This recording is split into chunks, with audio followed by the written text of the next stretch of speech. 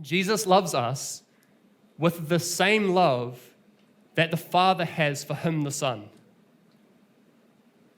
The same love that exists within the Godhead, the Trinity, Jesus has for you and for me.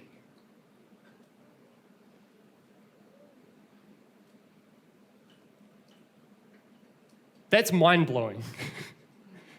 That's so hard for us to even come close to comprehending or wrapping our heads around, because everything that we've experienced in this world is imperfect, but he loves perfectly. The same love that Jesus experiences from the Father, he then loves us with and has loved us with.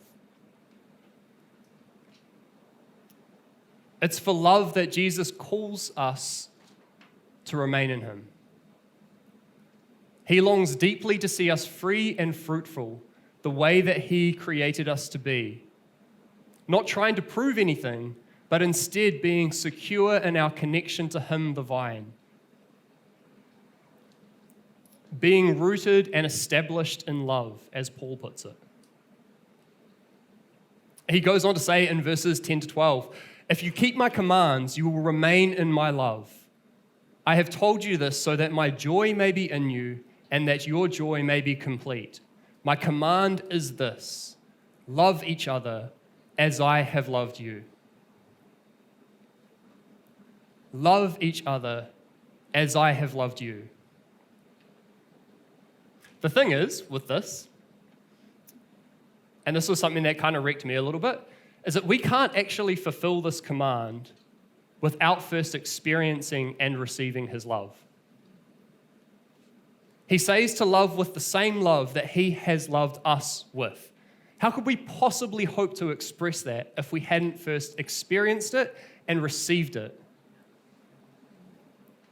There's this really cool analogy that some of you may have heard before, but say, Rick, you were to give me a check for $100,000.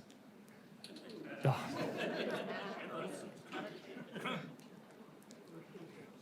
Say he gives me a check for $100,000 and I take that check and I open my bedside drawer, and I put it in there and I close it up.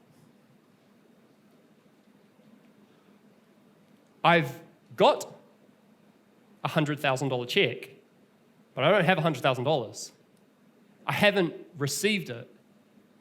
It's not until I take it to the bank and cash it in that that money is then transferred into my account and I have then received that money.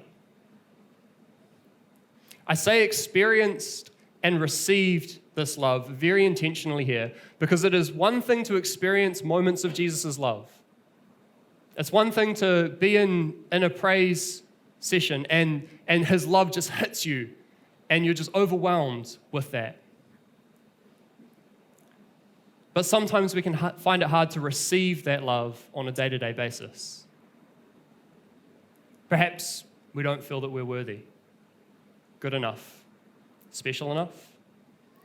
Maybe you've heard of this love before, but shame has kind of crept in and prevented you from truly accepting and receiving it. That's okay. Admitting that and being willing to bring that before Jesus, because he's not angry with you for it. It's a beautiful place to be in. Because he is there to meet you with open arms and invite you back to remain in his love.